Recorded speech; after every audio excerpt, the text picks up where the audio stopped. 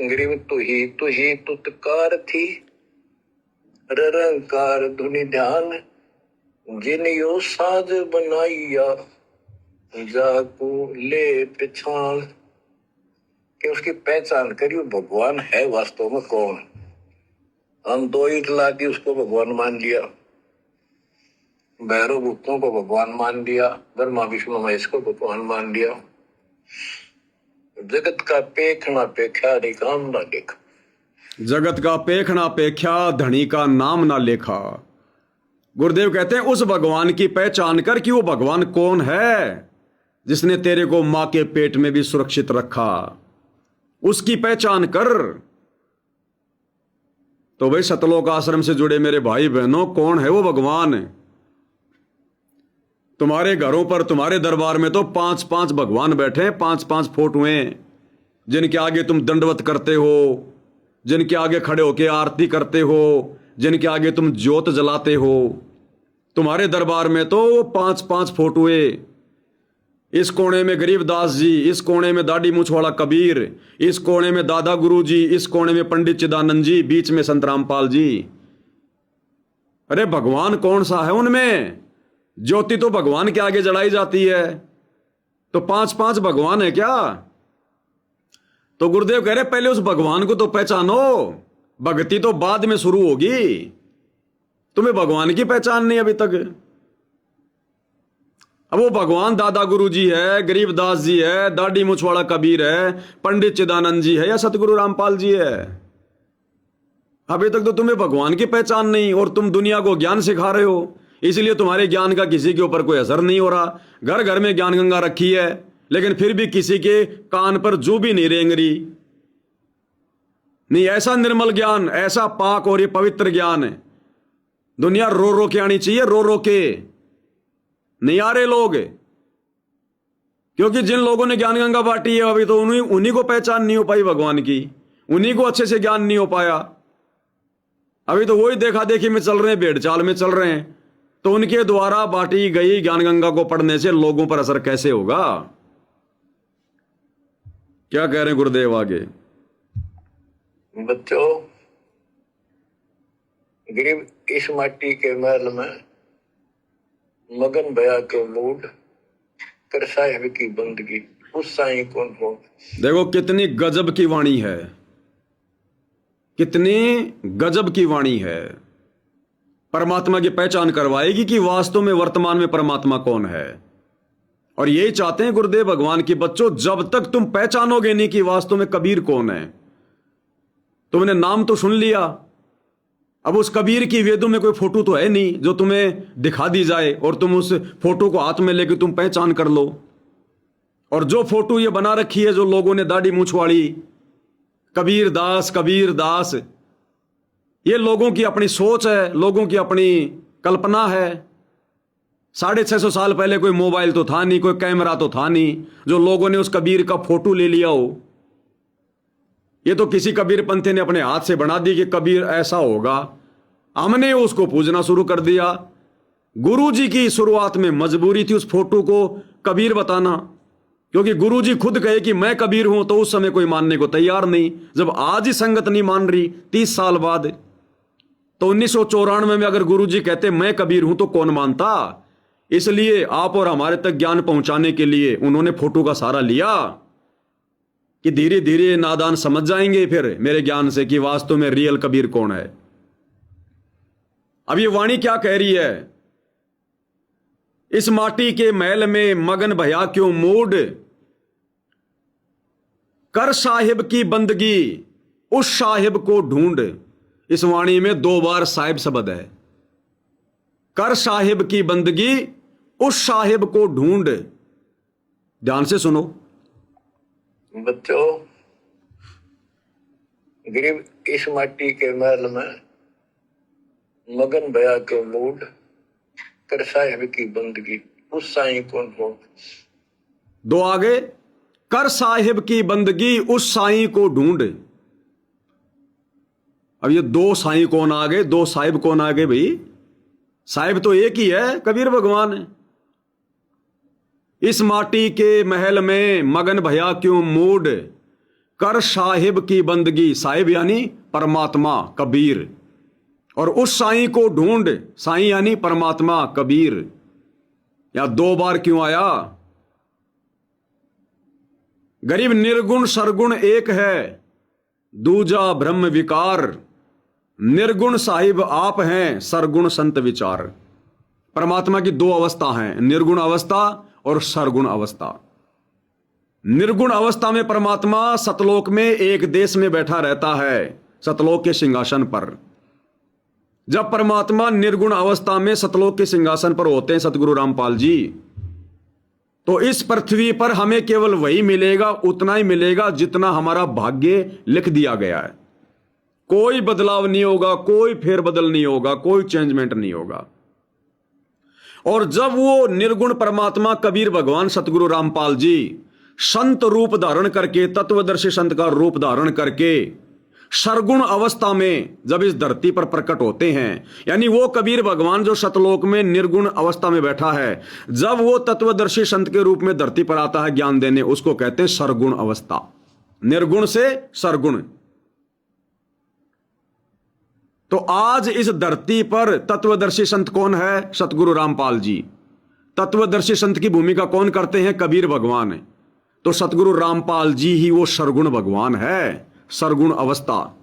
तो क्या कह रहे हैं? कर साहिब की बंदगी, यानी इस तत्वदर्शी संत सरगुण भगवान सतगुरु रामपाल जी ने जो भक्ति बताई है, वो भक्ति कर, उस साईं को ढूंढ। फिर यही सतगुरु रामपाल जी जो वर्तमान में सरगुण अवस्था में है, इनकी भक्ति जब तू मर्यादा में रह के करेगा, तो यही सरगुण भगवान सतगुरु रामपाल जी, ये साईं, ये तुझे सतलोक में परमानेंट मिलेंगे, ये तुझे वहां जाकर ये प्राप्त होंगे। इस माटी के महल में मगन भया क्यों मोड़, कर साहिब की बंदगी, उस साहिब को ढूंढ। ये कबीर भगवान सतगुरु रामपाल जी जो सरगुण अवस्था में हमें यहां भक्ति देने आए हैं, इनकी भक्ति कर, मर्यादा में रह। फिर यही सतगुरु रामपाल जी सरगुण भगवान तुझे ये परमानेंट सतलोक में मिलेगा, निर्गुण अवस्था में। इनकी गोद में खेलना फिर दिन रात, कोई दुख नहीं, कोई समस्या नहीं। जैसे हम अपने घर पर छोटे छोटे बच्चे थे, अपने पिताजी की गोद में कभी उनके कंधों पर, कभी उनके बाल नोचा करते थे, वो कुछ नहीं कहा करते थे, प्यार किया करते थे, बढ़िया बढ़िया खाने पीने को लाया करते थे। फिर ये कबीर भगवान सतगुरु रामपाल जी जब तू इनके द्वारा दी गई भक्ति को मर्यादा में रहकर सफल करेगा, फिर ये भगवान, ये साईं तुझे सतलोक में परमानेंट मिलेगा। कर साहिब की बंदगी, उस साहिब को ढूंढ, यानी उस साहिब को फिर तू जो है वो प्राप्त होगा। तो वो कबीर भगवान सत रामपाल जी खुद ही अपनी भक्ति करवाने के लिए तत्वदर्शी संत के रूप में आया है, सरगुण रूप में। इसलिए कहते हैं गरीब, निर्गुण सरगुण एक है। जो कबीर भगवान निर्गुण रूप में सतलोक में बैठा है, और जो यहां पर तत्वदर्शी बनकर सरगुण रूप में आता है, कहते हो निर्गुण सरगुण दोनों एक ही हैं। निर्गुण सरगुण एक है, दूजा ब्रह्म विकार। निर्गुण साहिब आप हैं, सरगुण संत विचार। इसलिए वाणी कह रही है, कर साहिब की बंदगी, उस साहिब को ढूंढ। आ गया होगा समझ में, उम्मीद करता हूं परमात्मा जी के आशीर्वाद से। आगे क्या कह रहे हैं परमात्मा जी? कि इस मिट्टी के महल में, इस मनुष्य शरीर के अंदर तू क्यों मगन होया फिर मूर्ख? ये शरीर छूटते ही मिट्टी का ढेर है। मेरे मौजूद औंधे मुख जप पे था, रंकार धुनि धीर, जा तालिब को याद कर, मुझे नहीं गड़ा शरीर। क्या कह रहे परमात्मा? औजूद औंधे मुंह जप पे था, जब तू मां के गर्भ में था, तेरा ऊपर को पैर था, नीचे को सिर था, उस समय तू इस परमात्मा को जप रहा था। सतनाम के साथ में नहीं, प्रथम नाम के साथ में नहीं, ररंकार धुन।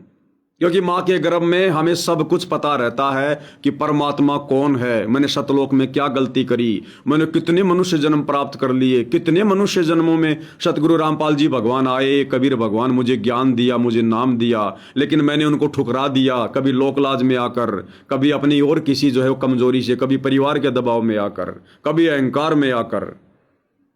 औजूद औंधे मुंह जपे था, ररंकार धुनि धीर तड़प के साथ में जाप कर रहा था, ये परमात्मा बचा लो, ये गुरुदेव एक बार फिर से बचा लो।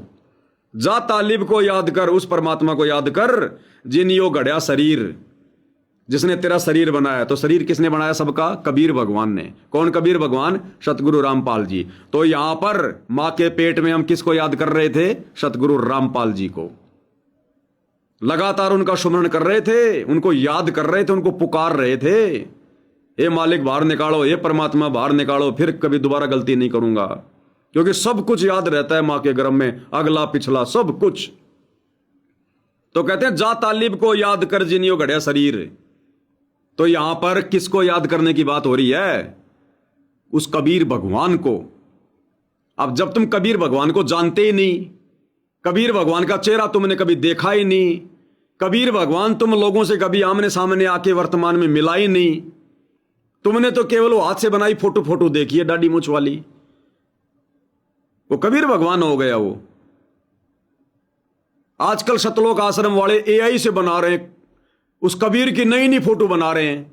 अरे अब तो समझो, कम से कम इन सतलोक आश्रमों में बड़े बड़े होर्डिंग लग रहे हैं, भक्तों की व्हाट्सएप की डीपी पर, फेसबुक की स्टोरी पर।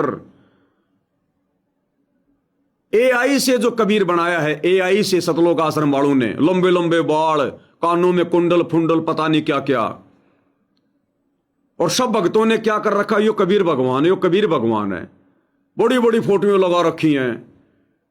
अरे जिस प्रकार इन सतलोक आश्रम वालों ने झूठ मूठ की ये कबीर की फोटो बना दी एआई से, ऐसे ही पहले किसी ने वो कबीर दास जी की दाढ़ी मूछ वाली फोटो बना के डाल रखी थी गूगल पे। पहले हम उस नकली फोटो को मान रहे थे, अब इन आश्रम वालों ने नकली कबीर बना दिया एआई से, अब हम उसके पीछे लग गए। इन नकली पने से बाहर निकलो, जो असली कबीर आया हुआ है उसको पहचानो। अगर वो दाढ़ी मूछ वाला अगर वो कबीर है तो आता ना, आज हम उसके बच्चे हैं ना, तो आता हमारे सामने, दर्शन देता, हमें भक्ति देता, हमें नाम दीक्षा देता, हमें सत्संग सुनाता, हमारे लिए संघर्ष करता, हमारे गुरुजी की जगह आज वो दाढ़ी मूछ वाला जेल में बैठा होता। अगर वास्तव में वही उसका ओरिजिनल रूप है तो। लेकिन संगत अभी भ्रमणा में जी रही है, पाषाण युग में जी रही है, पाषाण युग में। अभी वो काल की भांग अच्छे से उतर नहीं पाई है, अभी रियल कबीर को पहचान नहीं पा रही, जो हमारे लिए दुनिया से दुश्मनी लेके पिछले 30 साल से इस परमार्थ के लिए निस्वार्थ भाव से लोगों से जो है गुंडा कहलवाकर, भुंडा कहलवाकर 2-2 बार की जेल, 11 साल से जेल में। यह है हमारा बाप, अपनों के लिए अपना दुखी होता है। अरे और कब पहचानोगे, कैसे पहचानोगे? या जिस दिन गुरुजी हनुमान जी की तरह अपना कलेजा फाड़ के दिखाएंगे तब पहचानोगे क्या? इतना कष्ट दोगे क्या? तुम चाहते हो क्या कि गुरुजी अपनी छाती फाड़ दे? गुरुजी का खून देखना चाहते हो क्या? कब समझोगे? अब चांस नहीं है आगे, बड़ा मुश्किल है इनको पहचानना। अब सौभाग्य उन आत्माओं का जिन्होंने साथ संगति से जुड़कर थोड़ी मेहनत करके, थोड़ा धैर्य धारण करके, ये वीडियो देख देख के, सारे प्रमाण देख देख के, और अपने भगवान की, अपने परवरदिगार की पहचान कर ली। अब इन सतलोक आश्रमों से जुड़े भाई बहनों में अगर किसी के दुख का अगर भाग्य जाग गया तो जाग गया, बाकी ये भक्ति के योग्य नहीं है, इस जन्म में इनका मोक्ष नहीं है।